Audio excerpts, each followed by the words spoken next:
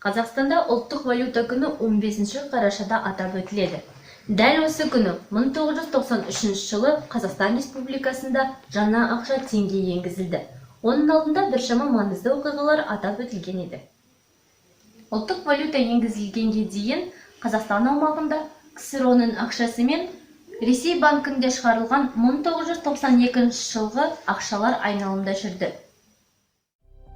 1992 жылы Қазақстан кеңес рублінің қоймасына айналды. Бұрынғы КСРО-ның барлық дерлік республикалары өз валюталарын енгізіп үлгерді.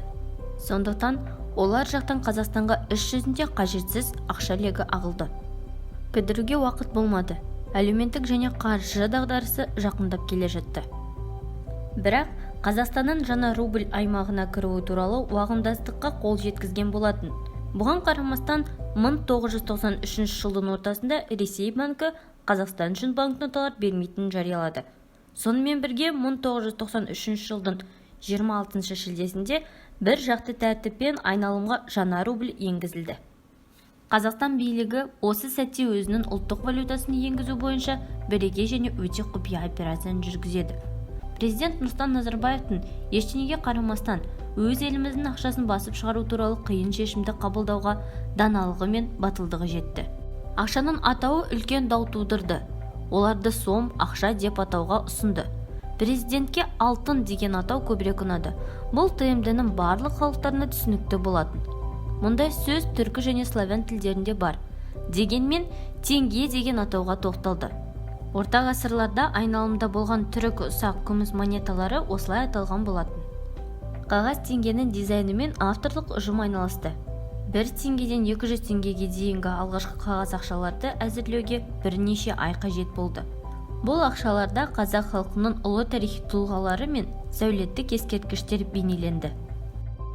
Теңгенің алғашқы қатарын Англияда Харрисон және Олдар компаниясында басып шығару туралы шешім қабылданды. Бұл банкнот шығаруда 400 жылдық тәжірибесі бар шағын компания еді. Олар тапсырысты орындаудың қатаң құпиялығын қамтамасыз ете алады. Басып шығарылған ақша Лондоннан жасырын түрде Ил-86 ұшағымен тасымалданды. 4 ұшақ тәулік бойы ақшаны жеткізіп отырды.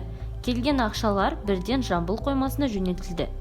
Жалпы алғанда бұл 2 айға созылған жұмыс болды. Ұшақтар үшінші мемлекеттерге қонбай тік рейс жасады. Өйткені банкноттар кедендік рәсімге ұшырамауы керек еді. Ұлттық валютаны енгізу туралы жарлыққа 1993 жылы 12 қарашада қол қойылды. Ел президенті Нұрсұлтан Назарбаев халыққа үндеу жасады. Я подписал указ о введении с 8 часов утра 15 ноября текущего года в нашей стране национальной валюты тенге. Ұлттық валютаның тарихы мұнымен аяқталған жоқ. Алда Өскемен монета сарайындағы алғашқы монеталарды нақыштау, Алматыдағы банкнота фабрикасының ашылуы тұрды. Осыған қоса пруф жоғары сапалы монеталарды шығару жоспарланды. Бұл арнайы технологиялардың, машиналардың және өңдеу әдістерін қолдану арқылы жасалатын монеталардың ең жоғарғы сапасы. Монеталар жеке режимде жасалып, қол еңбегі қолданылады.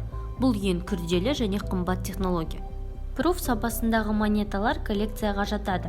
Алтын немесе күмістен жасалып, беті айнадай жылтырап тұрады.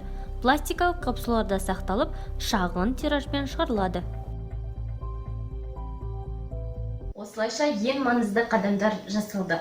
Өзіміздің ұлттық валютамызды енгізу арқылы біз өз еліміздің егемендігін және тәуелсіздігін нығайттық.